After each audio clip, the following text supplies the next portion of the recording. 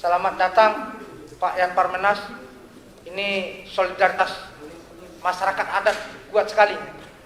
Ada poros Batak, ada poros Papua. Karena dua Batak, dua Papua ini. Samanya itu.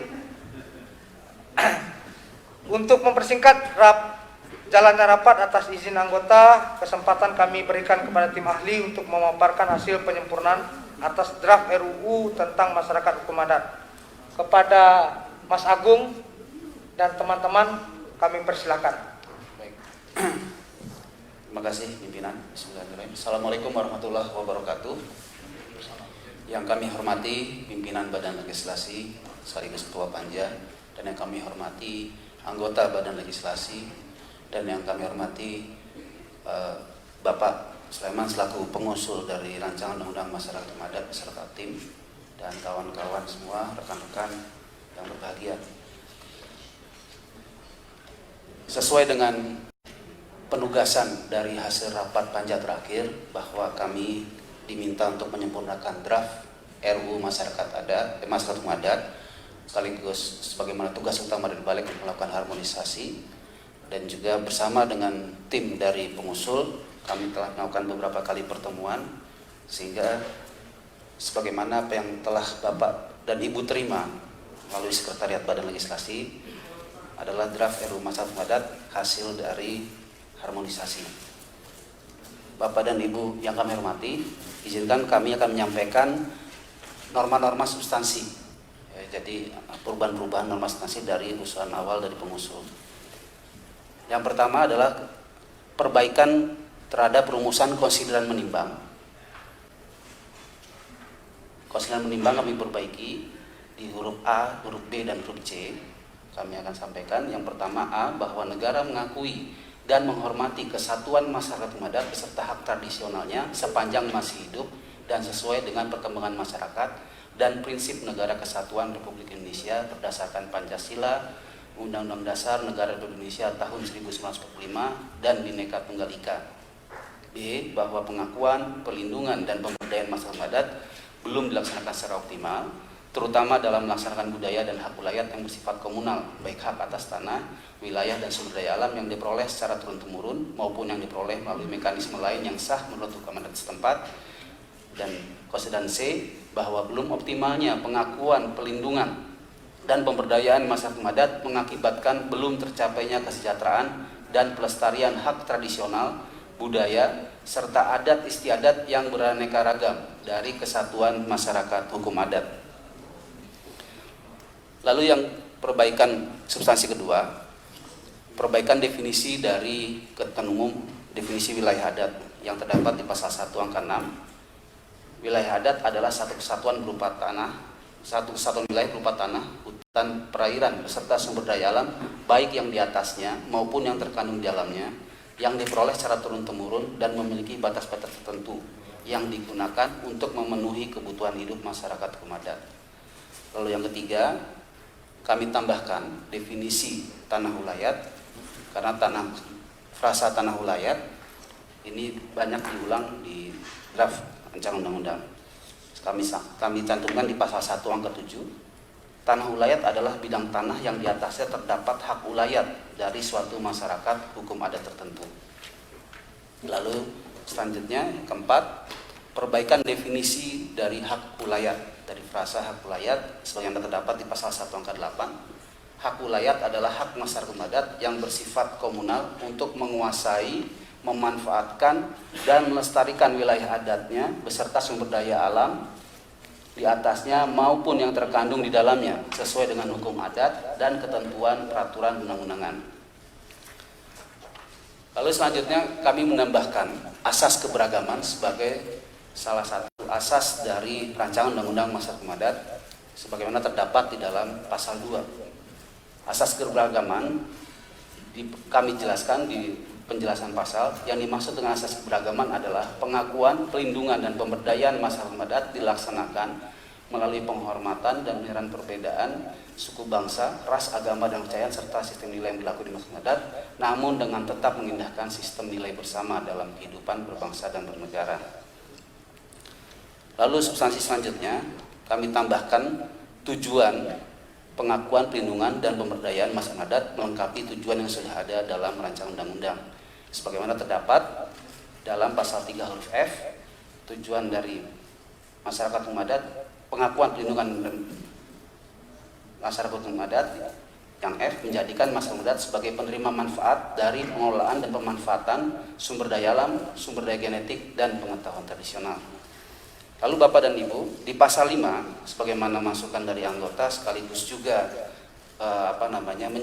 menyederhanakan tahapan pengakuan, maka tahapan pengakuan dari yang awalnya 4 tahapan kami perbaiki, kami sempurnakan, dan kami sederhanakan menjadi 3 tahapan sebagaimana di pasal 5. Pengakuan dilakukan melalui tahapan A, identifikasi, B, verifikasi dan validasi, dan C, penetapan. Sekaligus juga tahapan identifikasi sebenarnya terdapat dalam pasal 1 dan ayat pasal 1, pasal 11 ayat 1 dan ayat 2. Ini juga kami sempurnakan, dan sekaligus untuk memperjelas bahwa identifikasi sebagai tahapan untuk menentukan keberadaan masyarakat adat beserta batas wilayah adat dan tanah wilayah, di mana sebelumnya tahapan identifikasi ini tidak jelas bahwa identifikasi seharusnya juga sebagai identifikasi dari batas wilayah dan tanah wilayah. Lalu konsekuensi dari penyederhanaan tahapan pengakuan pasal adat di pasal 5, maka pasal 12 sampai dengan pasal 17 kami sesuaikan, kami lakukan penyederhanaan dari penjabaran tahapan-tahapan yang tadi sudah disebutkan di pasal 5, sekaligus juga jangka waktu pelaksanaannya. Sehingga tujuannya adalah agar proses pengakuan masyarakat hukum adat yang sebagaimana diatur di pasal 12 dan 17 itu tidak bertele-tele, tidak terlalu lama, dan tidak terlalu birokratis. Lalu selanjutnya juga jangka waktu bisa lebih singkat, namun tidak menghilangkan esensi dari apa yang telah sudah diatur dalam rancangan undang-undang, mulai dari proses identifikasi, verifikasi, dan validasi yang di dalamnya juga terdapat masukan dari masyarakat atau bahasanya mungkin koreksi dari masyarakat. Lalu yang terakhir penetapan yang dilakukan oleh pemerintah daerah dengan memberikan rekomendasi, dan selanjutnya penetapan oleh menteri. Lalu Bapak dan Ibu, selanjutnya yang kami lakukan perbaikan substansi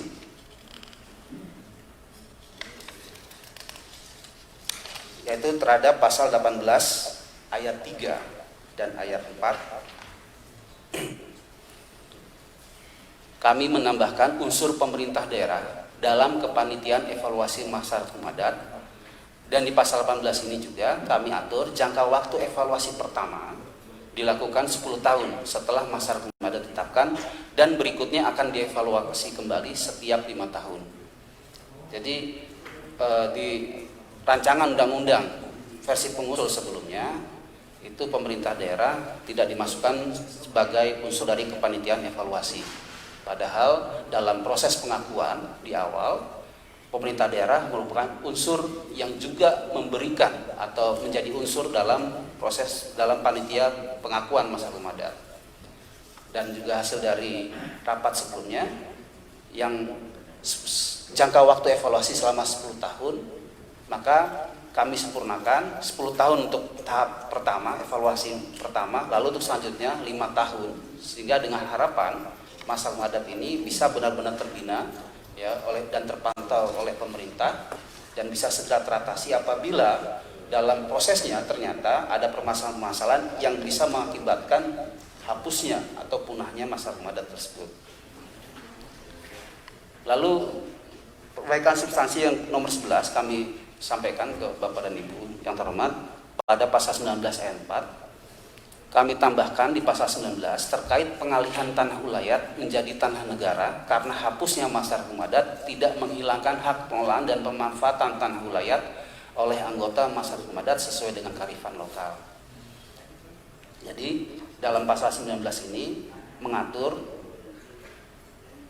syarat-syarat atau tidak terpenuhinya masyarakat hukum adat dalam proses evaluasi tersebut yang dilakukan oleh pemerintah pusat atau pemerintah daerah, maka tanah ulayat beralih menjadi tanah negara di ayat 3, dan di ayat 4 ya, pengalihan tanah ulayat menjadi tanah negara karena hapusnya masyarakat adat tersebut tidak menghilangkan hak pengelolaan dan pemanfaatan tanah ulayat oleh anggota masyarakat adat sesuai nilai kearifan lokal. Karena bisa jadi masih ada masyarakat anggota masyarakat hukum adat di daerah tersebut, ya, yang dia sudah lama tempat tinggal, namun karena salah satu unsur dari pranata masyarakat adat tersebut sudah tidak ada, misalkan pimpinan adat atau lembaga adat itu sudah tidak ada, itu tidak berarti bahwa peralihan tanah ulayat dari tanah negara itu juga akhirnya berkonsekuensi mengusir masyarakat yang sudah tinggal lama di situ untuk tetap bisa mengelola dan tinggal hidup di situ, di tanah ulayat tersebut.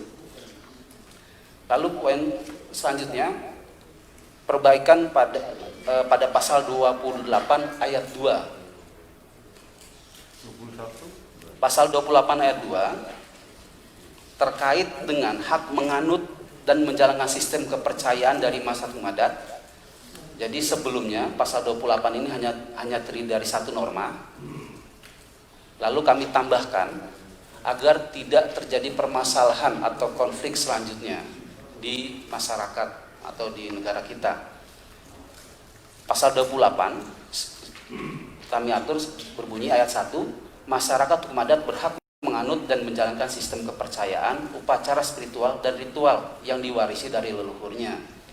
Lalu kami tambahkan ayat 2, hak menganut dan menjalankan sistem kepercayaan sebagaimana dimaksud ayat 1 dilaksanakan sesuai dengan ketentuan peraturan undang-undangan. Karena berdasarkan hasil rapat sebelumnya dikhawatirkan ini bisa menjadi konflik seandainya hak ini dijalankan secara total tanpa diatur berdasarkan ketentuan perundangan, bisa muncul terkait dengan mungkin ya agama baru atau kepercayaan baru yang ini justru malah bertentangan dengan nilai-nilai yang sudah ada di negara kita. Lalu selanjutnya pada pasal 50 sampai dengan pasal 53 kami melakukan perbaikan dan sekaligus menambahkan pengaturan norma larangan dan norma ketentuan pidana terkait setiap orang dilarang menghalang-halangi masyarakat adat yang telah diberikan pengakuan dalam mengelola dan memanfaatkan sumber daya alam di wilayah adatnya. Dan setiap orang dilarang secara tanpa hak atau melawan hukum menguasai atau bermaksud memiliki sebagian atau seluruh wilayah dan atau tanah masyarakat adat yang telah diberikan pengakuan. Sebagaimana terdapat dalam bab 13 tentang larangan pasal 50, setiap orang dilarang menghalang-halangi masyarakat adat yang telah diberikan pengakuan dalam mengelola dan memanfaatkan sumber daya alam di wilayah adatnya sesuai dengan kearifan lokal dan peraturan undangan. Lalu pasal 51, setiap orang dilarang secara tanpa hak atau melawan hukum menguasai atau bermaksud memiliki sebagian atau seluruh wilayah dan atau tanah masyarakat adat yang telah diberikan pengakuan dengan tujuan untuk menguntungkan diri sendiri atau orang lain. Lalu ketentuan pidana dari bab larangan tersebut pasal 52, setiap orang yang menghalang-halangi masyarakat adat dalam mengelola dan memanfaatkan sumber daya alam di wilayah adatnya sesuai dengan kearifan lokal dan peraturan undang-undangan sebagaimana dimaksud dalam pasal 50 dipidana dengan pidana penjara paling lama 5 tahun atau pidana denda paling banyak 2 miliar rupiah. Pasal 53, setiap orang yang tanpa hak atau melawan hukum menguasai atau bermaksud memiliki sebagian atau seluruh wilayah dan atau tanah masyarakat adat yang telah diberikan pengakuan dengan tujuan untuk menguntungkan diri sendiri atau orang lain sebagaimana dimaksud dalam pasal 51 dipidana dengan pidana penjara paling lama 9 tahun atau pidana denda paling banyak 5 miliar rupiah. Lalu di pasal 54 di sini kami tambahkan norma terkait dengan pengakuan dan pelindungan terhadap pelaksanaan hak masyarakat adat di wilayah keistimewaan atau kekhususan yang telah diatur berdasarkan ketentuan peraturan undang-undangan tetap diakui dan dilindungi menurut ketentuan dalam undang-undang ini. Jadi sudah ada undang-undang otonomi khusus baik Papua maupun Aceh atau Jogja. Nah ini tetap diakui keberadaan dari undang-undang tersebut. Lalu selanjutnya di pasal 55 kami juga mengatur tentang ayat 1, masyarakat adat yang telah ditetapkan oleh pemerintah daerah melalui peraturan daerah sebelum tanggal berlakunya undang-undang ini selanjutnya diakui dan ditetapkan oleh Menteri sebagai masyarakat hukum adat berdasarkan ketentuan undang-undang ini. Dan ayat 2, masyarakat hukum adat yang sedang dalam proses pengakuan pada tanggal berlakunya undang-undang ini prosesnya diselesaikan berdasarkan ketentuan undang-undang ini. Jadi pasal 5 ini kami atur untuk memberikan kepastian hukum karena saat ini sudah ada masyarakat hukum adat yang sudah diakui melalui instrumen peraturan daerah. Ya, jadi itu pertama. Jadi yang pasal adat yang sudah diakui oleh pemerintah daerah itu tetap ada dan diakui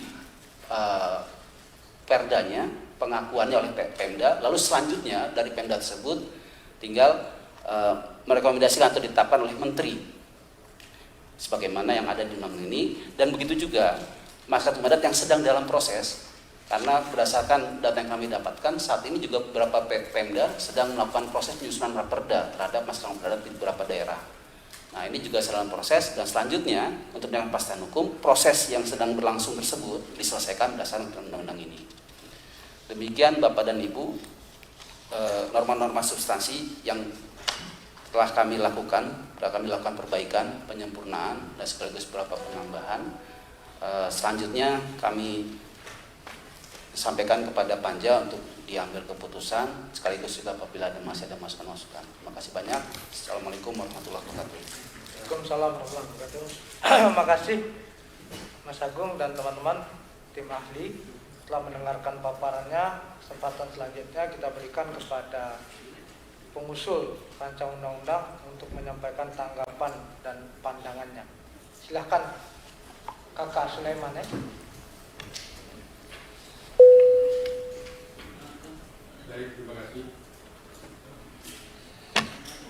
Terima kasih. Assalamualaikum warahmatullahi wabarakatuh. Pimpinan Panja dan seluruh anggota yang hadir fisik maupun hadir virtual yang saya hormati. Tenaga ahli Badan Legislasi DPR RI dan tim pengusul yang saya hormati. Pertama-tama patut kita panjatkan puji syukur kehadirat Tuhan Yang Maha Kuasa karena atas tuntunannya sehingga hari ini kita bisa melanjutkan rapat kita untuk membahas rancangan undang-undang masyarakat hukum adat. Apa yang tadi disampaikan oleh tenaga ahli Badan Legislasi ini merupakan kelanjutan dari rapat sebelumnya, rapat balik sebelumnya, atas masukan yang disampaikan oleh seluruh anggota, kemudian dirapatkan secara khusus dengan tim ahli bersama dengan tim pengusul untuk merumuskannya. Sehingga yang disampaikan tadi merupakan rumusan yang sama-sama sudah disepakati sebelumnya. Terima kasih untuk tim ahli yang sudah melaksanakan tugasnya. Selanjutnya hasil yang kita capai ini adalah hasil sementara yang tentunya masih ada penjaringan saran masukan untuk menyempurnakan rancangan undang-undang yang sudah kita sampaikan hari ini. Dan karena itu produk yang nanti kita hasilkan merupakan hasil kita semua untuk kepentingan yang besar, kepentingan bangsa dan negara dalam rangka menghargai masyarakat hukum adat yang sedianya sebetulnya masyarakat adat ini ada sebelum negara ini didirikan. Karena itu penting sekali lagi saya mau sampaikan bahwa yang kita sepakati dalam rapat kita di Badan Legislasi ini merupakan produk hukum yang mengakomodir seluruh kepentingan masyarakat hukum adat, termasuk kejadian-kejadian yang terakhir ini yang kita dapatkan di masyarakat. Mudah-mudahan dengan hadirnya undang-undang ini bisa menjawab seluruh kepentingan dan diatur sesuai dengan peraturan perundang-undangan yang berlaku. Sekian pimpinan, terima kasih. Assalamualaikum warahmatullahi wabarakatuh.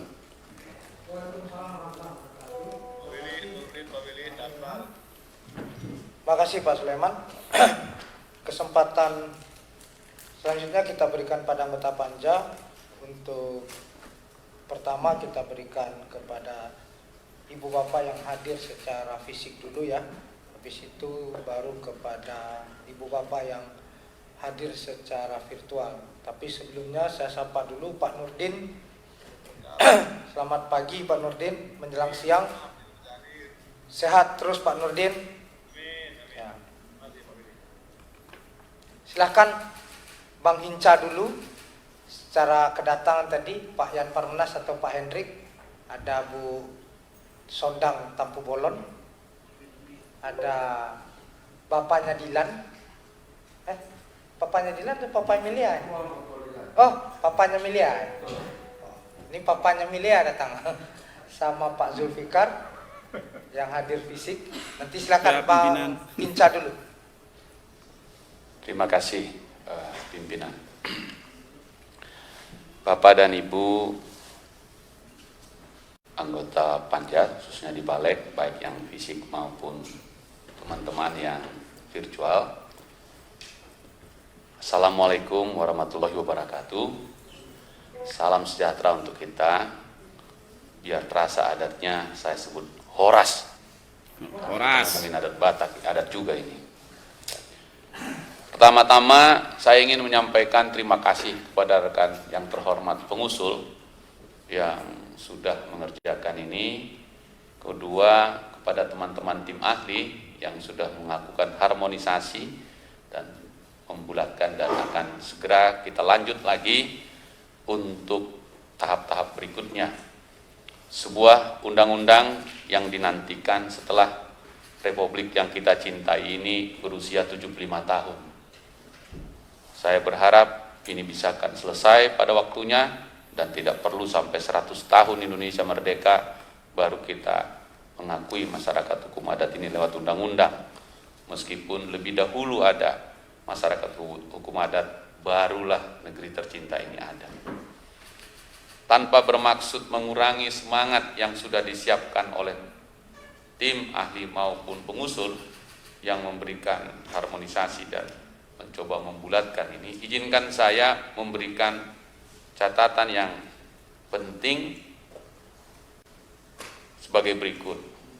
Dengan alur berpikir filosofi pertimbangan bahwa negara mengakui dan menghormati kesatuan masyarakat hukum adat beserta hak tradisionalnya, maka ada 3 yang diwujudkan dalam undang-undang ini: pengakuan, perlindungan, dan pemberdayaan. 3 kata ini. Mengapa? Karena belum tercapai kesejahteraan dan pelestarian hak tradisional, budaya, serta adat istiadat yang beraneka ragam dari kesatuan masyarakat hukum adat. Itulah tujuan, itulah latar belakang mengapa kita buat undang-undang ini. Oleh karena itu, saya ingin mendiskusikan dan mungkin minta pandangan dari tim ahli, khususnya di pasal 3 penambahan pada butir F. Sebagai konsekuensi juga penambahan pada pasal 2 yaitu butir G, keberagaman. Di pasal 3 huruf F ini dinyatakan tujuan atau pengakuan, perlindungan, dan pemberdayaan masyarakat hukum adat bertujuan untuk, saya lompat kepada nomor F-nya, menjadikan masyarakat hukum adat dan seterusnya. Apakah, saya mohon penjelasan ini, apakah lebih baik menjadikan atau menetapkan? Nanti mungkin tim ahli bisa menjelaskan apa makna menjadikan, berasal dari kata jadi. Kalau saya usulkan menggantikan menetapkan dari kata untuk menjadikannya dia tetap, begitu. Itulah tujuannya. Itu tujuan dari 3 kata pengakuan, perlindungan, dan pemberdayaan. Dari pasal 3 saya ingin melompat ke pasal perlindungan dulu, pasal 20. Ini kaitannya dengan ketentuan pidana yang diatur di dalam pasal 52 bab 14, sedangkan perlindungan ini bab 4 pasal 20. Yakni pasal 20 ayat 2 ini. Apakah tepat atau tidak? Karena di sini ada ketentuan yang norma yang mengharuskan atau mewajibkan. Pemerintah pusat dan pemerintah daerah wajib melakukan perlindungan terhadap masyarakat hukum adat sebagaimana dimaksud pada ayat 1. Pertanyaannya kan, kalau dia tidak menjalankan kewajiban itu, diapakan dia? Kalau tidak, nanti norma ini jadi anu saja kan, tidak ada nilainya. Nah, berani nggak kita bikin ini dalam ketentuan pidananya juga gitu? Kalau kita mau berpihak kepada masyarakat hukum adat ini, pertanyaan saya di situ, kata wajib, lah kalau dia nggak jalankan gitu. Sementara kalau masyarakat yang tadi wajib, kena pidananya gitu ya. Sehingga ini pertanyaan saya untuk kita diskusikan, apakah pasal 20 ayat 2 ini, apa sanksinya kalau kita tidak jalankan, kalau mereka nggak menjalankan itu? Karena bisa ke depan, pemerintah daerah itu, entah provinsi, entah kabupaten kota yang menjadi penghalangnya, karena kekuasaan ada di dia ini. Itu misalnya udah semua lengkap, verifikasinya lengkap, semua dia nggak lakukan itu. Atau tidak menjalankan kewajibannya itu. Itu pimpinan lah yang saya ingin sampaikan. Berikutnya, kalau ini agak sangat serius ini saya. Pasal 28 yang tadi dijelaskan oleh tim ahli, pada awalnya pengusul mengusulkan satu norma saja, yang kemudian oleh tim ahli memberinya menjadi dua norma, jadi dua ayat 1 dan ayat 2. Tambahannya adalah ayat 2. Agar pas saya bacakan dulu. Pasal 28 ayat 1, masyarakat hukum adat berhak menganut dan menjalankan sistem kepercayaan, upacara spiritual, dan ritual yang diwarisi dari leluhurnya. 100% kita setuju, karena itulah undang-undang ini ada gitu. Norma ini saya setuju 100%. Tapi jika dikasih ayat 2-nya, ini menegasikan lagi seluruh isi undang-undang ini. Menegasikan lagi, ini untuk apa buat undang-undang kalau masih dibuat hak menganut dan menjalankan sistem kepercayaan sebagaimana dimaksud pada ayat 1 dilaksanakan sesuai dengan ketentuan peraturan perundang-undangan. Ya, nol lagi nih. Dibagi lagi dengan nol. Saya minta pasal 28 ayat 2 kita drop saja, pimpinan. Biarkan ini dia. Saya ingin nanti mungkin teman-teman Papua memberitahu, jelaskan sedikit saja. Bagaimana sistem adat di Mambera Moraya yang saya pelajari luar biasa itu. Oke, dan seterusnya. Tidak usah khawatir dengan ini sistem kepercayaan, upacara spiritual dan ritual yang diwarisi dan leluhurnya. Tadi penjelasan teman-teman ahli, nanti akan ada agama baru. Saya kira tidak dicampurkan ini. Ini urusannya masyarakat adat gitu. Dan sekali kita akui dia, oke. Karena mereka atau dia ada di situ. Oleh karena itu, Ketua, izinkan saya untuk pasal 28 ayat 2 ini kita drop, kembali aja pasal 28 satu norma yang kemarin, karena itulah keberpihakan pasal ini. Nah gitu.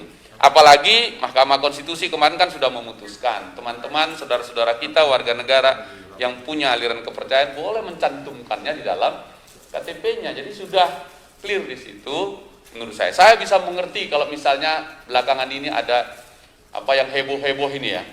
Tapi saya yakin bukan itu bagian dari masyarakat hukum adat yang kita bikin undang-undang ini. Karena ini adalah hadiah terbesar yang tertunda selama 75 tahun Indonesia merdeka. Jadi pimpinan Anda Ketua, biar kita kasih hadiah ini kepada kita semua. Siapakah masyarakat hukum adat itu? Ya kita juga. Terakhir, kalau saya menyampaikan saya sendiri, di kami di komunitas di Batak, teman-teman Papua tadi sudah disebutkan, dari timur, biar kami yang di barat misalnya,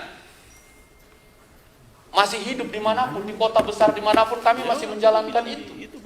Misalnya saya marga Panjaitan, saya tidak pernah mengeluarkan sepeser uang pun dan sedetik apapun power dari saya, kecuali itu adalah pemberian dan given dari ibu dan bapak saya. Ketika bapak dan ibu saya menikah dan ibu saya kemudian hamil, sudah pasti itu Panjaitan. Saya tidak bisa mengganti itu menjadi misalnya Pariban saya Tampu Bolon, tidak bisa. Mau pakai apa saja pun tidak bisa kami. Maka Panjaitan itu given. Saya nanti anak saya Panjaitan terus begitu. Jadi tanpa dibikin undang-undangnya pun kami sudah Panjaitan. Iya kan? Mengapa kita buat undang-undangnya ini nanti kemudian kita gara-gara itu Pemda bilang nggak jadi kok Panjaitan. Wah bahaya itu. Nah ini Bapak. Jadi karena itu ini penting sekali buat kita. Pasal 28 ayat 2-nya kita lepas saja, cukup satu norma pimpinan.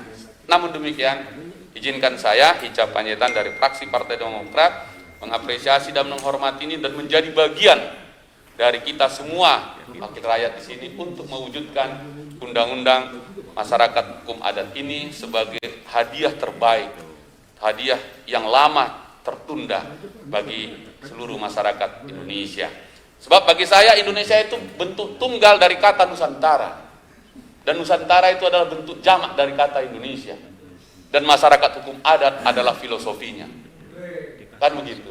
Terakhir, kalau saya ingin mengatakan begini pimpinan. Indonesia ini dirajut oleh tangan-tangan mulia dan cantik putra-putri Indonesia. Dari dulu kala. Menghasilkan banyak tenun termasuk yang saya pakai ini. Inilah yang menjahit pondasi Indonesia, beragam Nusantara. Oleh karena itu, bagi saya, masyarakat hukum adat atau undang-undang ini adalah pengejauhan tahan tenun-tenun cantik budaya Nusantara kita. Terima kasih pimpinan. Horas. Sur kali awak pun. Mantap. Kalau begini balik ke bernas Republik ini jadinya kan. Coba dari Batak kita geser sedikit. Kita minta Pak Yan Parmenas dulu. Habis itu geser ke Maluku. Itulah Indonesia Barat Timur. Kalau ini salamnya wah itu pakai salam bro. Nanti Pak Farhan saja nanti bisa mengadopsi salam. Terima kasih pimpinan rapat yang kami hormati, pengusul RUU Hukum Adat yang kami hormati, sekaligus senior saya dari Papua ya, satu dapil Pak. Jadi kami berdua yang hadir nih, saya temani beliau karena biar beliau tidak sendiri di sini. Yang berikut ada beberapa catatan kami di bab 2 ya, saya pikir terkait dengan pengakuan masyarakat hukum adat. Kalau saya baca bab 2 secara menyeluruh, ini memang bab 2 ini perlu kehati-hatian. Karena biasanya masyarakat hukum adat atau masyarakat adat itu mereka sangat sedikit sensitif yang namanya diintervensi oleh pemerintah. Nah, misalnya dalam proses identifikasi dan syarat-syarat untuk menetapkan kelompok adat. Itu sangat sensitif sekali. Karena masyarakat biasanya kalau kita ketemu orang awam itu mereka bilang, kami ini ada sebelum agama dan sebelum pemerintah ada. Begitu. Jadi jangan sampai kita pemerintah justru bisa melakukan identifikasi dan menetapkan standar masyarakat hukum adat yang diakui berdasarkan ketentuan undang-undang. Nanti masyarakatnya bisa komplain. Itu. Jadi mungkin kita harus perlu memberikan ruang bahwa ini tanpa campur tangan pemerintah pun kita serahkan kewenangan kepada masyarakat adat untuk melaporkan kepada pemerintah bahwa mereka ini memang terkumpul atau terafiliasi dalam satu kelompok masyarakat hukum adat yang sudah terbentuk organisasinya, atau misalnya secara struktur adat itu mereka itu resmi dan terdaftar dalam satu marga misalnya di Medan seperti tadi sampaikan Pak Inca. Nah, di Papua juga begitu sama. Jadi ini yang menjadi catatan kami khusus di bab 2 soal identifikasi, sehingga jangan sampai di suatu waktu nanti ketika undang-undang ini diberlakukan, ya, pemerintah bisa serta-merta menentukan organisasi masyarakat adat yang sifatnya tandingan lagi, itu. Karena realita hari ini banyak organisasi-organisasi tandingan buatan pemerintah itu berjamur di mana-mana. Nah, ini yang kita takutkan. Jangan sampai undang-undang ini disalah tafsirkan, disalahgunakan oleh pemerintah dalam penguasaan-penguasaan hal-hal tertentu yang menyangkut dengan kepentingan korporasi, kepentingan pemerintah dan lain-lain. Akhirnya yang seharusnya undang-undang ini untuk melindungi masyarakat adat justru jauh dari relevansi yang ingin kita capai. Jadi saya pikir mungkin catatan inilah yang menjadi perhatian kami untuk coba kita sempurnakan lagi. Sehingga ke depannya benar-benar kita dorong undang-undang ini, tapi kita memberikan protek kepada masyarakat adat dan memberikan keleluasan kepada masyarakat adat untuk menentukan dan mendaftarkan kelompok-kelompok adatnya secara resmi ke pemerintah. Dan pemerintah hanya memfasilitasi dan mungkin pemerintah hanya melindungi dari sisi kebijakan dan pelaksanaan aturan perundang-undangan. Saya pikir mungkin itu sementara dari saya, karena tadi Pak Hinca sudah uraikan sampai dengan pasal 28 yang saya mau ngomong juga sudah diuraikan, jadi mungkin sementara itu pimpinan. Nanti kurang lebihnya kami akan dalami lagi. Terima kasih. Wah.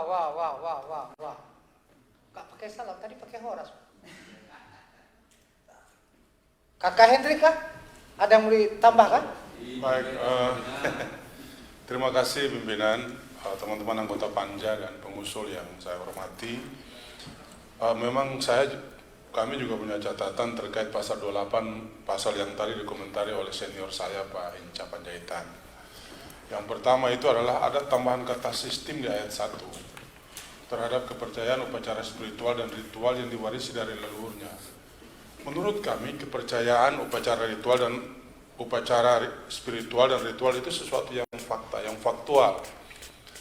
Kepercayaan itu bukan sistem menurut kami. Jadi apa relevansinya menambahkan kata sistem di situ? Itu yang pertama. Yang kedua, kalau tidak ada tambahan ayat 2 untuk membatasi sedikit Bang Hinca, mungkin yang tidak dibatasi itu adalah kepercayaan. Tapi upacara spiritual dan ritual itu menurut kami itu juga harus dibatasi. Kenapa? Karena saya bercontoh di Maluku misalnya. Ada ritual di masyarakat adat di Pulau Seram namanya suku Nawahulu atau Nahulu. Itu setiap kali mau membangun rumah adat itu syarat adatnya adalah harus mencari kepala manusia. Dan pembunuhan itu justified dalam konteks adat itu. Itu adalah justified killings bagi masyarakat tradisional di Pulau Seram itu. Nah, ini juga menjadi kontroversi karena beberapa kali pelakunya kemudian diadili menurut hukum nasional kita, meskipun menurut hukum adat itu sesuatu yang dibenarkan. Nah, apakah tradisi yang potong kepala ini, mengambil kepala orang yang tidak bersalah, innocent people, secara melawan hukum ini, apakah ini justified dalam konteks masyarakat beradab modern dan hukum nasional kita? Saya rasa tidak. Nah, oleh karena itu mungkin restriksinya adalah, atau pembatasannya adalah seperti tadi di ayat 2 ini. Jadi terhadap upacara ritual atau upacara spiritual dan ritual memang harus dibatasi menurut saya. Sebab jika tidak, undang-undang ini memberi justifikasi hukum kepada pelaksanaan ritual yang kemudian dipandang bertentangan dengan keadaban modern dan hukum nasional kita. Saya kira begitu Bang Hinca untuk komentar ayat 2-nya. Mungkin untuk kepercayaannya tidak perlu karena masih dibatasi lagi. Tapi untuk upacara spiritual dan ritual menurut kami perlu ada norma yang membatasi itu.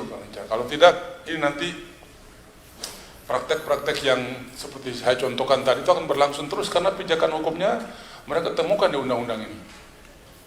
Ya, saya kira demikian catatan saya. Luar biasa, Kakak Hendrik. Kakak Sondang. Ya, terima kasih pimpinan Pak Willy dan juga yang saya hormati pengusul Bapak Sulaiman dan beserta rekan-rekan dan juga senior saya Pak Hinca Panjaitan dan teman-teman semua yang hadir pada legislasi. Rancangan Undang-Undang Masyarakat Hukum Adat ini merupakan sebuah rancangan undang-undang yang benar-benar memang semangatnya adalah untuk menjaga bagaimana keragaman di negara kita tetap lestari, terutama untuk bagaimana menggali keanekaragaman yang belum saat ini muncul dan sering dipromosikan sebagai budaya asli dari negara kita Indonesia. Nah, tetapi tentu saja masyarakat hukum adat ini selain untuk melindungi daripada keanekaragaman budaya, tradisi dan juga serta pengetahuan-pengetahuan tradisional yang kita miliki, tentu tidak boleh bertentangan dengan undang-undang atau hukum yang tertinggi di negara kita, Undang-Undang Dasar 1945 dan Pancasila. Nah, oleh karena itu, bagaimana tadi pandangan-pandangan yang disampaikan oleh senior-senior saya, Pak Hinca Panjaitan, Pak Hendrik, kita ingin bagaimana rancangan undang-undang ini disempurnakan kembali. Dan tentu saja dengan ada catatan dari fraksi PDI Perjuangan bahwa rancangan undang-undang masyarakat hukum adat ini tentu saja akan berkaitan erat nantinya dengan tentang hak-hak yang harus dimiliki oleh masyarakat hukum adat. Oleh karena itu, apabila nanti ada terjadinya kompensasi atas hilangnya hak-hak masyarakat hukum adat yang mengelola wilayah adat tersebut, harus diatur secara jelas bagaimana mekanismenya, baik dari proses pengajuan oleh masyarakat hukum adat hingga juga proses pemberian kompensasi supaya tujuan negara dalam pengakuan serta perlindungan masyarakat hukum adat ini dapat tercapai dengan baik. Demikian mungkin Pak Pimpinan yang dapat kami sampaikan dalam panja ini. Terima kasih. Wassalamualaikum warahmatullahi wabarakatuh. Merdeka! Merdeka! Ini adatnya adat Indonesia, nation state. Lanjut, Kakak Farhan, ada yang mau disampaikan? Ustaz, Pak Zulfikar, Oke. silakan. Ini ada langsung dalam. Ayat untuk akses imigrasi. Injih, siap nembah nuwun. Sugeng siang pimpinan dan anggota Panja Masyarakat Ulun Adat. Pak Sulaiman Lesu Hamzah, ini senior saya ini. Pimpinan dan anggota, kami dari Golkar tetap konsisten dengan yang sudah kita sampaikan di awal itu ya. Saya paham apa yang diinginkan oleh teman-teman Nasdem ya, Pak Sulaiman Lesu Hamzah, soal RUU Masyarakat Hukum Adat ini. Di Undang-Undang Dasar juga sudah dinyatakan tegas di pasal 18B ayat 2, jadi rujukan juga kelihatannya di sini. Namun demikian yang perlu kita pahami, kita harus baca utuh pasal 18B ayat 2 itu. Ada kalimat sepanjang masih hidup ya, sepanjang masih hidup. Nah, soal masyarakat hukum adat ini sebenarnya sudah banyak diatur oleh undang-undang yang lain. Bahkan Perda pun sudah mengatur. Ya kan. Itu menunjukkan sebenarnya tidak ada persoalan menurut saya. Kalau dari sisi regulasi ya, dari sisi recognize, Undang-Undang Dasar kita recognize. Dari sisi regeling juga banyak regulasi yang menegaskan perlindungan terhadap masyarakat hukum adat itu beserta hak-haknya. Jadi tidak ada itu yang tidak melindungi di berbagai macam undang-undang. Bahkan Perda pun sudah. Gitu. Artinya Perda ada itu kan karena undang-undang. Tidak mungkin Perda hadir tanpa ada undang-undang itu. Hanya persoalannya teman-teman ini kan mau ada undang-undang tersendiri. Nah ini kenapa harus ada undang-undang tersendiri? Ini kita ini kelihatannya ini ya masih belum mau maju ini. Balik ini kan punya panja ciptaker itu. Kan semangat ciptaker itu tidak semua hal itu harus diatur dalam undang-undang tersendiri. Begitu. Undang-undang ciptaker itu ya kan. 72 norma di undang-undang yang lain ya kan diatur dalam satu norma. Nah, kita ini kenapa harus ada norma tersendiri atau undang-undang tersendiri sementara di undang-undang lain sudah ada dan tidak jadi persoalan dari sisi regulasi. Persoalannya kan dari sisi penegakan perlindungannya gitu, bukan karena regulasinya tidak ada kan gitu. Dan kalau undang-undang ini hadir pun semangatnya itu bukan untuk yang tadi saya bacakan tadi sepanjang masih hidup, tapi bisa jadi dengan undang-undang ini akan hadir atau menghadirkan kembali masyarakat hukum adat yang mungkin sudah nggak ada. Yang menurut Van Vollenhoven kan tinggal berapa itu tim ahli balik? Tinggal 33 apa berapa itu? Saya baca ada naskahnya itu. Nanti kita khawatir ya kan dengan adanya undang-undang ini justru makin banyak nih. Sementara kita ingin makin ada kemajuan dalam kebangsaan kita gitu. Saya setuju dengan Bu Sondang tadi ya dari PDIP. Kalau nanti makin banyak terus hidup kembali, bagaimana dengan nation building kita itu? Nggak makin primordial kita nanti itu. Nah, jadi saya mohon kepada Panja beri waktu kami lah gitu ya. Ini kan pasti ada draft terbaru nih dari hasil yang dulu-dulu itu. Kami pelajari lagi. Kalau emang kami sudah punya keyakinan yang mantap untuk bisa memutuskan ya, ayo kita siap lagi rapat, termasuk rapat pleno di Balik. Terima kasih pimpinan dan anggota. Mohon maaf Pak Sulaiman Lesu Hamzah.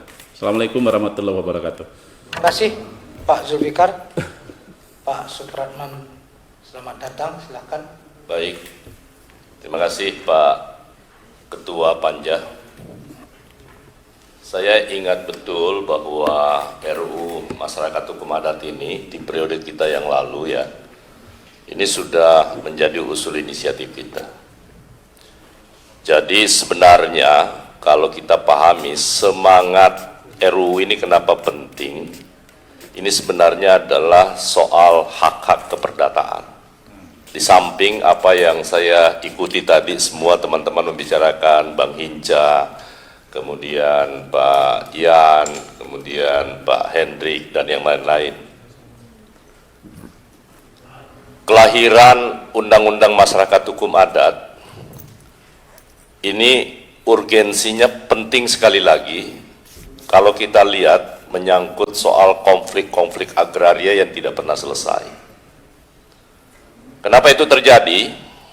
Karena negara tidak pernah mau hadir memperlihatkan keberpihakannya kepada masyarakat hukum adat. Itu sebenarnya yang menjadi persoalan.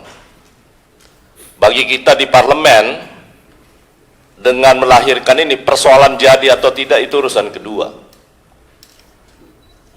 Tapi bagi kita, parlemen menunjukkan sikapnya, bahwa kita tidak berpihak hanya kepada mereka-mereka yang punya, tetapi juga mereka yang punya jangan sampai bisa merampas hak-hak masyarakat hukum adat. Itu yang kita tidak inginkan sebenarnya. Kenapa fraksi Partai Gerindra mendukung kelahiran undang-undang ini? Kita bisa lihat kepemilikan tanah di Indonesia berdasarkan data, 80% itu dimiliki oleh segelintir orang, dan itu merampas masyarakat adat menyangkut soal kepemilikan. Kenapa penting kita urus, kita atur? Di berbagai undang-undang sudah menyatakan bahwa masyarakat hukum adat itu diakui. Tapi dalam implementasinya, negara tidak pernah hadir sama sekali. Nah, oleh karena itu urgensi masyarakat hukum adat ini penting untuk kita beri legitimasi dengan catatan bahwa sepanjang itu justru akan memberi barrier, tidak akan muncul masyarakat hukum adat yang baru, pasti tidak. Karena sudah jelas parameter kita sepanjang itu masih hidup dan diakui oleh negara. Apa fungsi negara untuk melakukan itu? Yang pertama adalah melakukan validasi dan verifikasi. Kita sudah di tingkat panja dulu, kita sudah rapat kerja dengan Menteri Dalam Negeri. Saya masih ingat Mendagrinya masih Pak Cahyo Kumolo ya. Kita lakukan rapat kerja, kita dijanjikan agar pemerintah segera melakukan verifikasi dan validasi. Sampai hari ini tidak pernah dilaksanakan.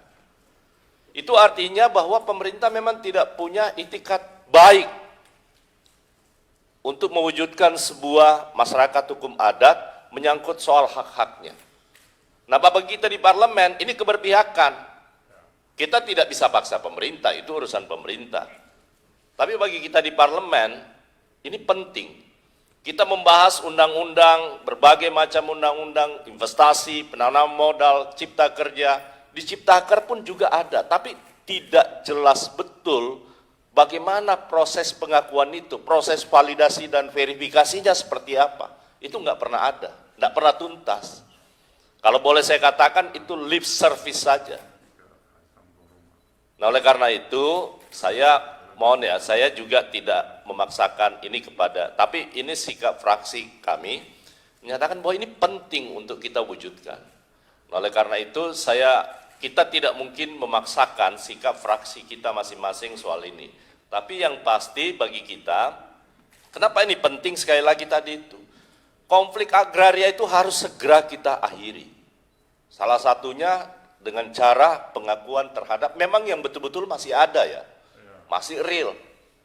Nah, satu persoalannya sekarang, karena baik di pemerintah pusat maupun di pemerintah daerah enggan melakukan pengakuan itu. Kalau kita hitung, berapa sih jumlah perda yang ada sekarang yang mengakui masyarakat hukum adat? Ada yang punya data enggak? Kita punya data tidak?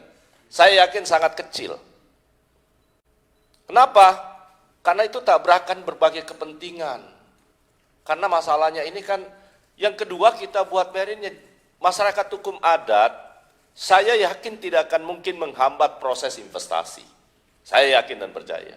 Tapi harusnya, kalau kita bicara soal hak keperdataan, katakanlah menyangkut hak ulayat yang terkait dengan kepemilikan lahan. Kan boleh kita atur. Jangan juga kemudian semuanya tidak bisa orang lain berinvestasi dengan alasan masyarakat. Tapi kan soal sharing kepemilikan boleh dilakukan. Ya kan? Itu yang harusnya kita atur.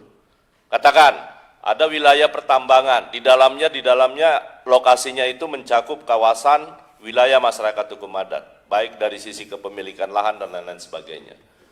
Kan boleh masyarakat adatnya diajak, ayo kita kerja bareng, sharingnya seperti ini. Atau ada tanaman perkebunan, investasi di bidang perkebunan, kan boleh, sistemnya sharing.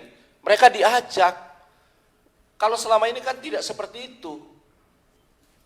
Negara melegitimasi kepemilikan lewat hak guna usaha umpamanya tanpa memperhatikan hak-hak keperdataan masyarakat hukum adat. Nah itu yang harus kita dorong. Dan saya yakin tidak mungkin semua masyarakat hukum adat itu tiba-tiba muncul dan kita memberi pengakuan. Nah oleh karena itu satu hal juga saya minta kepada pimpinan Panja dan teman-teman anggota Panja, satu, pengakuan lewat peraturan daerah itu juga mungkin menjadi halangan. Saya bicara kemarin dengan Kementerian KLH ya, Lingkungan Hidup, bahwa sangat sedikit. Kenapa? Karena ini terkait dengan oknum. Oknum ya, sekali lagi oknum. Nah oleh karena itu, carilah rumusan. Karena yang benar-benar masih ada, tapi kita tidak memberi legitimasi, itu juga sebuah pengkhianatan seperti yang disampaikan oleh Pak Hinca tadi. Kita ini bagian dari keseluruhan warga negara Republik Indonesia berhak hidup di wilayah Republik dengan pengakuan hak-hak yang memang secara adat melekat. Saya di dapil saya sama Pak, bayangkan masyarakat hukum adat yang ada di dalam kawasan, mereka menjaga salah satu danau itu mereka atur Pak. Orang bisa panen ikan hanya bulan sekian, boleh mengambil kayu tapi hanya ukurannya sekian, hanya untuk kepentingan yang ini. Mereka itu punya kearifan lokal yang sudah luar biasa dan itu tertanam. Nah oleh karena itu sekali lagi bagi saya mewakili kawan-kawan Pak Yan dan Pak Sulaiman dan Pak Hendrik ya dari fraksi Partai Gerindra, saya mendukung lahirnya RUU Masyarakat Hukum Adat untuk kebaikan kita bersama. Memberi perlindungan bahwa yang besar harus kita lindungi, tapi juga kepemilikan masyarakat hukum adat itu harus wajib mendapatkan pengakuan dari negara. Demikian, terima kasih. Assalamualaikum warahmatullahi wabarakatuh. Terima kasih Pak Supratman. Kita geser ke kakak ibu bapak yang hadir secara virtual. Silakan Pak Bukhari atau Pak Muzamil dulu. Silakan Pak Muzamil kalau ada Pak Muzamil. Pak Muzamil. Silakan Pak Muzamil.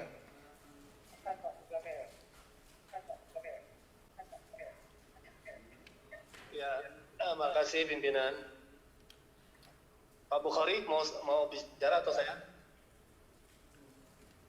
Dikasih kesempatan ke Pak Muzamil. Ya. Saya bicara ya. Oke, makasih pimpinan. Suara saya terdengar ya? Jelas. Ya, makasih. Ya, terima kasih pimpinan dan seluruh anggota. Kami hari virtual karena kami juga ada acara MPR nih di Cianjur, tugas sosialisasi MPR. Pertama tentu pengakuan kita terhadap masyarakat adat ini adalah bagian dari perintah konstitusi ya. Oleh karena itu kita menempatkan mereka dalam posisi NKRI, saya kira itu penting. Keseimbangan antara kita mengakui hak mereka juga dengan pada saat yang sama dalam rangka pengokohan NKRI kita. Saya kira itu yang kita anut dalam undang-undang kita ini. Yang kedua, tadi masyarakat adat yang masih hidup melalui identifikasi, verifikasi dan validasi. Saya ingin memastikan saja ya, karena saya tidak bisa melihat teks yang lengkap. Dalam kajian fraksi kami itu, dalam konteks setelah validasi dan verifikasi itu, pengakuan itu tidak salah dalam naskah yang lama itu diakui oleh kementerian ya. Kalau kami mengusulkan itu pengakuan itu bertahap. Ada pada tingkat masyarakat adat di kabupaten kota, cukup kabupaten kota.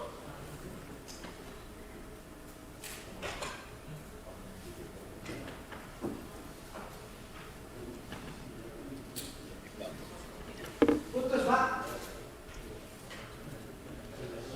Pak Muzamil? Hilang tuanya. Hah?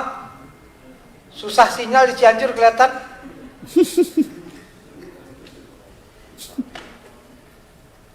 Pak Muzamil? Assalamualaikum.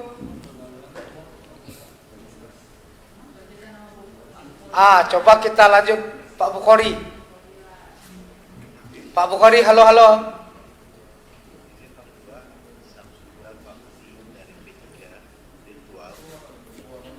Keluar, dah. Pak Ketua, Pak Samsudin, pemilih. Kok enggak besar? Halo. Pak Samsurizal sebentar ya.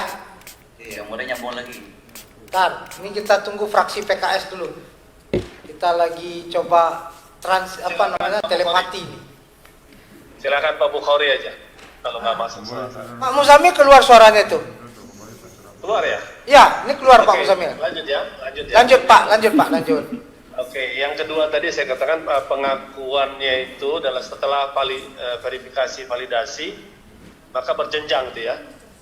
Ada yang di tingkat kabupaten oleh pemerintah kabupaten kota, ada yang di tingkat kalau lintas kabupaten kota maka tingkat pemerintah provinsi, ketika dia lintas provinsi pemerintah pusat. Yang ketiga, ketika ada konteks investasi di dalam tanah tersebut, maka ada share. Saya sepakat tadi Pak Supratman tadi juga sudah menyebut ya, tidak akan menghalangi investasi karena mereka dilibatkan untuk diberikan keuntungan, ada share keuntungan untuk mereka dalam konteks pengolahan tanah wilayah mereka itu yang punya ini yang keempat, catatan saya hilang ini. Sementara itu dulu Pak Pimpinan, nanti kalau ada ini saya tambahkan. Makasih Pak Muzamil. Pak Bukhari ada yang mau ditambahkan? Kalau tidak, kita ke Pak Samsurizal. Ya Pak Bukhari silakan.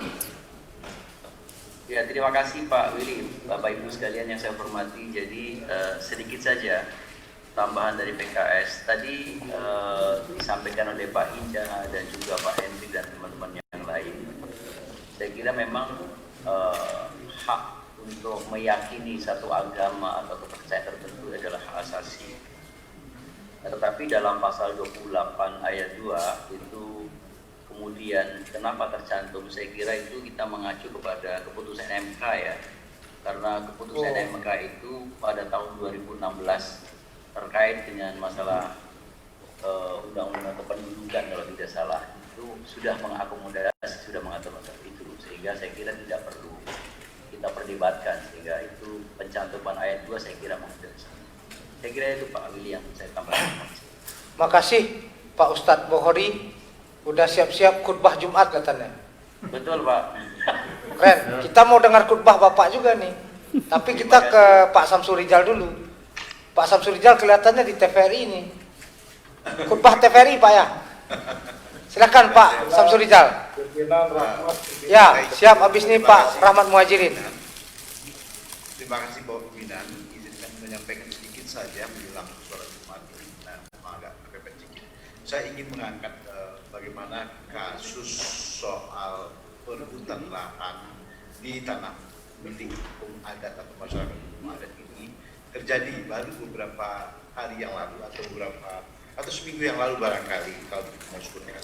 Itu terjadi di daerah Desa Kinipan, Kecamatan Batangkawan. Pak Samsurizal, kurang keras suaranya Pak. Halo? Itu baru jelas Pak. Oh ya, izin menyampaikan sedikit saja berkaitan dengan RUU masyarakat hukum adat ini. Saya ingin menyampaikan contoh saja betapa sangat diperlukan keberadaan rancangan undang-undang atau undang-undang nantinya tentang masyarakat hukum adat ini terjadi kira-kira seminggu yang lalu. di desa Kinipan itu diekspos di mana-mana, di Kecamatan Batangkawa, Lamandau, Kabupaten, dan berlangsung sejak tahun 2004 yang lalu. Bagaimana perebutan di Kalimantan Tengah ini? Itu perseteruan antara masyarakat hukum adat yang ada di desa Kinipan itu dengan pemilik kebun sawit, PT Sawit Mandiri, yang diperebutkan, yang menguasai 26.000 hektar. Bayangkan kita bisa apakan bagaimana masalah adatnya, dan ada tumpang di lahan situ. Dan perebutan inilah yang kami kira kita ingin juga mengkaitkan dengan masalah pertanahan di rancangan undang-undang cipta kerja nantinya. Bagaimana hal ini, tempoh hari kita sudah sampaikan, hak masyarakat yang 20% plasma nanti mesti disiapkan. Nah ini mesti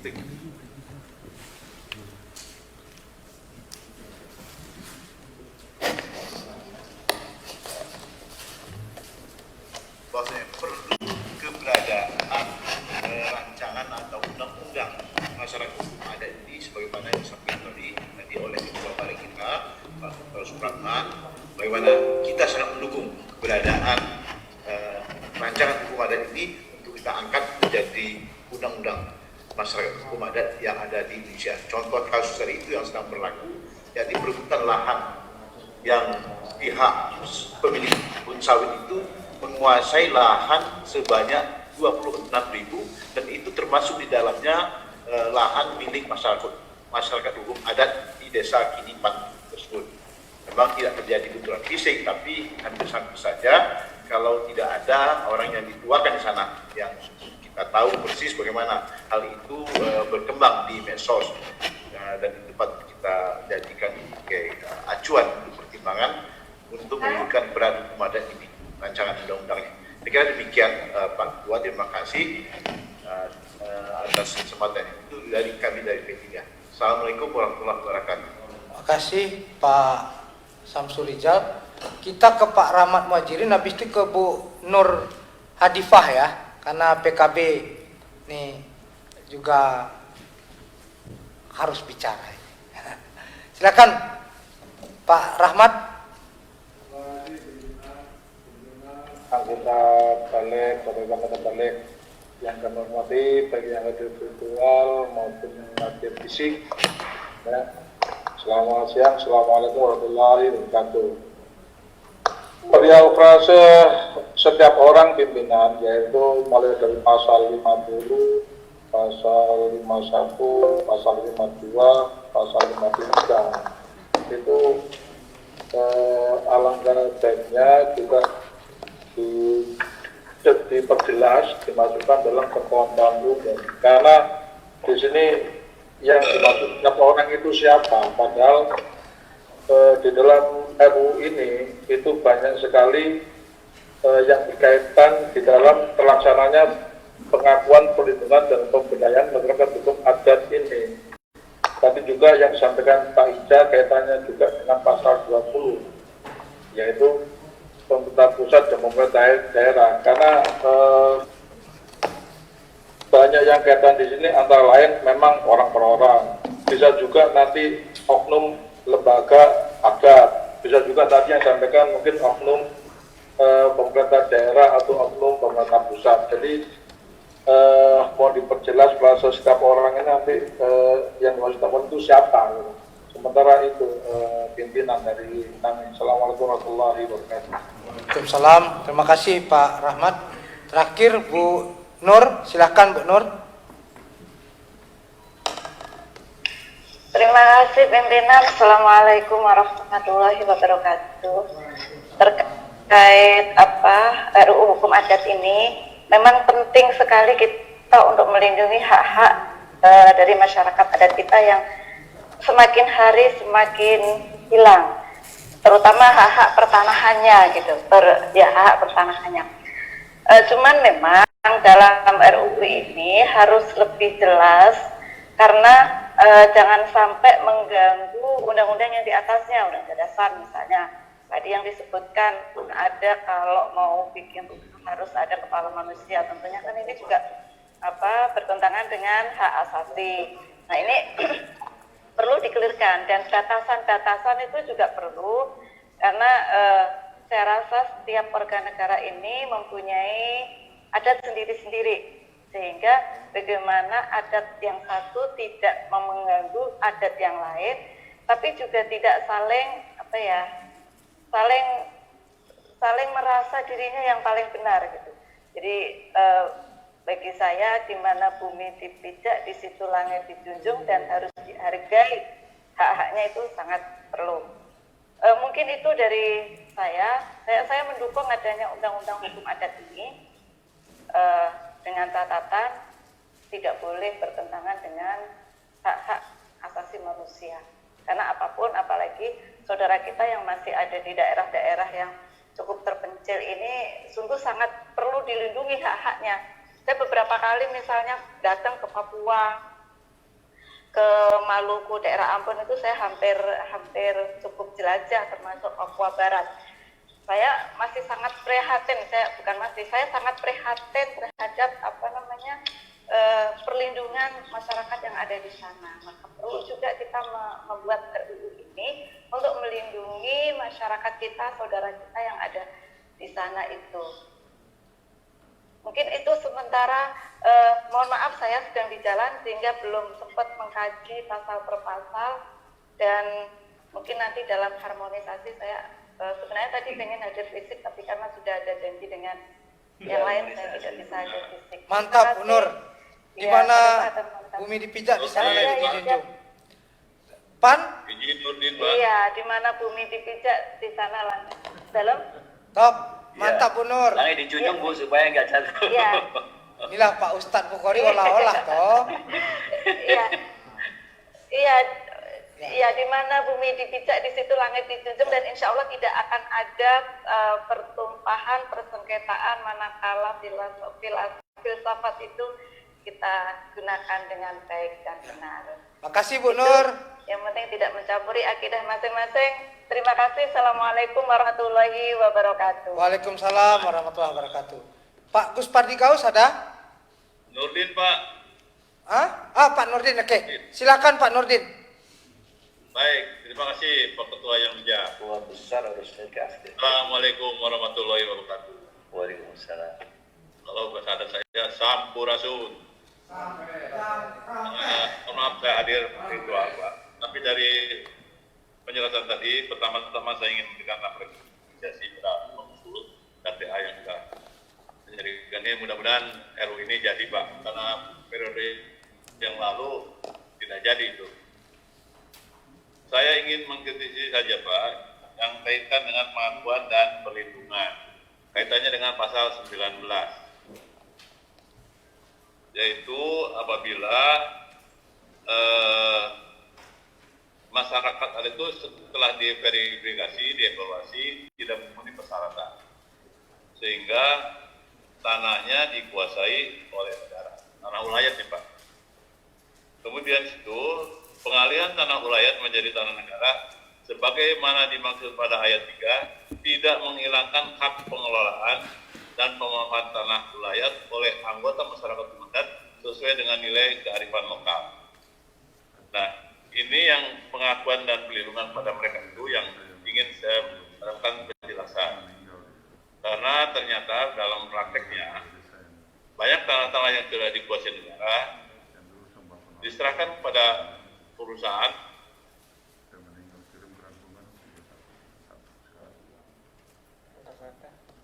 hilangkan peranan ataupun haknya yang ada di masyarakat yang tidak begitu ada semacam tanda penguasaan dan pengakuan dari atau perlindungan dari pemerintah terhadap mereka. Ini yang kadang-kadang terjadi pertengkaran di lapangan karena tidak jelasnya perlindungan hak yang diberikan kepada masyarakat yang tadi yang kalau kadang-kadang ya tidak hanya yang diverifikasi tidak sesuai, tapi karena dalam prakteknya seperti yang terakhir kan di Kalimantan Tengah kalau tidak salah itu ada semacam perselisihan seperti itu juga.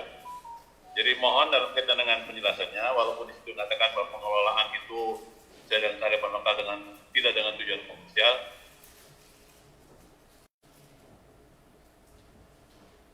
semacam tanda, walaupun mungkin tidak sertifikat sebutannya, tapi dia mempunyai tanda bahwa dia menguasai tanah-tanah wilayah yang sedang mereka garap.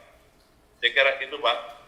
Terima kasih. Wassalamualaikum warahmatullahi wabarakatuh. Waalaikumsalam warahmatullahi wabarakatuh. Ini suara olot-olot dari tanah Pasundan.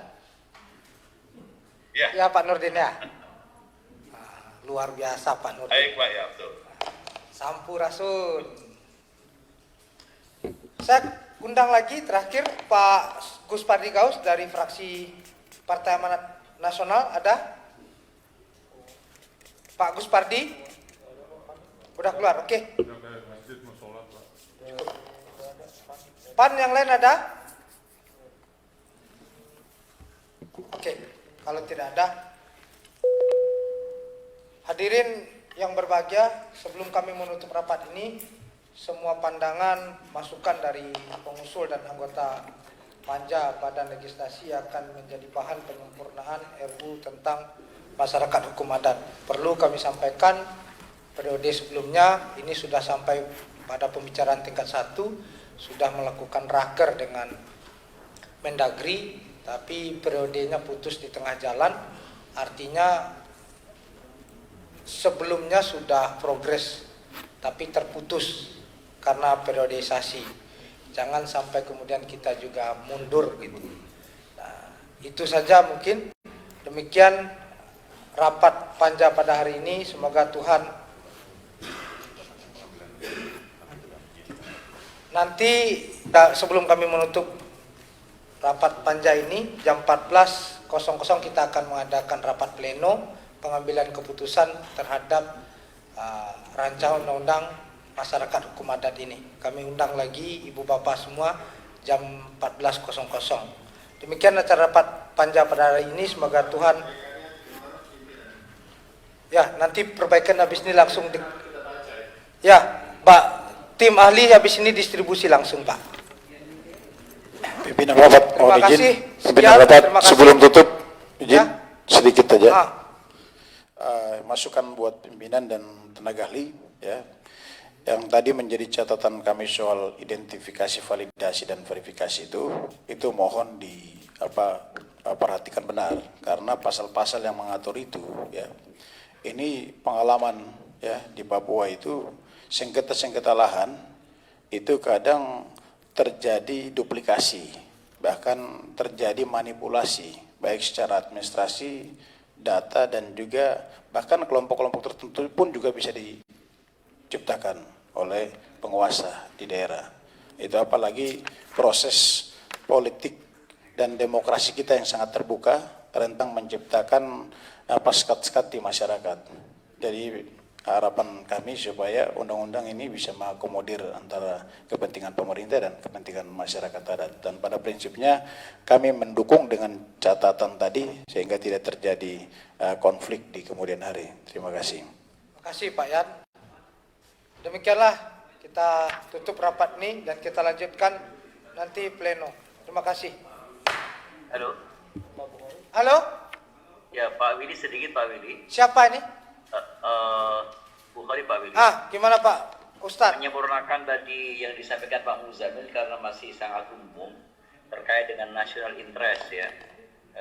Saya ingin menegaskan bahwa yang dimaksud PKS terkait bahwa national interest bahwa undang-undang ini selain mengakui terhadap hak-hak masyarakat adat dan hak-hak wilayah mereka, ini juga dalam kerangka Negara Kesatuan Republik Indonesia. Nah karena itu di dalam definisinya sebagaimana juga sudah diakomodasi di dalam peraturan menteri itu atau peraturan daerah terkait dengan definisi itu bukan hanya orang per orang tetapi orang per orang yang berkeluarga negara Indonesia. Saya kira itu menjadi penting supaya definisinya menjadi utuh. Terima kasih.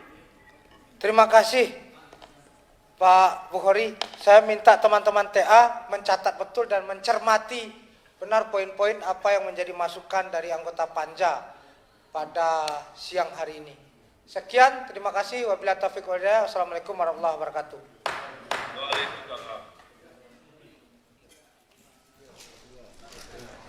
Ya, pemirsa, barusan sama-sama telah kita saksikan jalannya rapat Badan Legislasi yang dimana agendanya adalah pengharmonisasian atau harmonisasi rancangan undang-undang tentang masyarakat hukum adat. Dan tadi selama rapat anggota Dewan juga yang hadir, baik itu secara fisik dan juga secara virtual telah menyampaikan masukan-masukan dan juga aspirasi-aspirasi terkait bagaimana yang nantinya rancangan undang-undang hukum masyarakat adat ini bisa lebih disempurnakan kembali terkait dengan bagaimana rancangan undang-undang tersebut. Dan pemirsa, nanti kita akan kembali lagi menyaksikan jalannya rapat Badan Legislasi pada pukul 14.00 yang dimana akan membahas terkait dengan rapat pengambilan keputusan atas hasil harmonisasi, pembulatan dan pemantapan konsepsi rancangan undang-undang tentang masyarakat hukum adat. Jadi pastikan pemirsa untuk menyaksikan Badan Legislasi rapat kembali, rapat terkait dengan bagaimana pengambilan keputusan pada pukul 14.00 waktu Indonesia bagian Barat. Saya Deden Amran mengucapkan terima kasih atas perhatian Anda dan sampai jumpa pemirsa.